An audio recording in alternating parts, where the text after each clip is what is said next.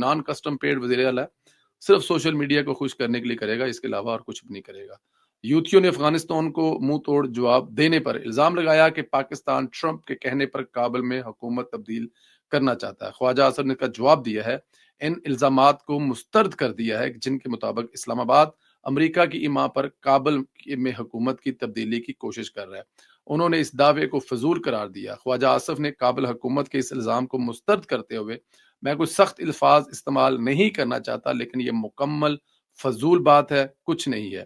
انہوں نے مزید کہا کہ گزشتہ 4 یا 5 دہائیوں سے ہم کافی بھگت چکے ہیں، ہم اب دور رہنا چاہتے ہیں اور ایک مہذب ہمسائے کی طرح رہنا چاہتے ہیں۔ خواجہ اصغر نے یہ خیال بھی رد کر دیا کہ واشنگٹن طالبان کو گرانے کی سازش کر رہا ہے۔ ان کے بقول طالبان تحریک امریکہ کے ساتھ پہلے ہی خوشگوار تعلقات میں ہیں۔ اگر وہ سمجھتے ہیں کہ امریکہ وہاں حکومت کی تبدیلی کو کوشش کر رہا ہے تو میری آج جاننا رائے ہے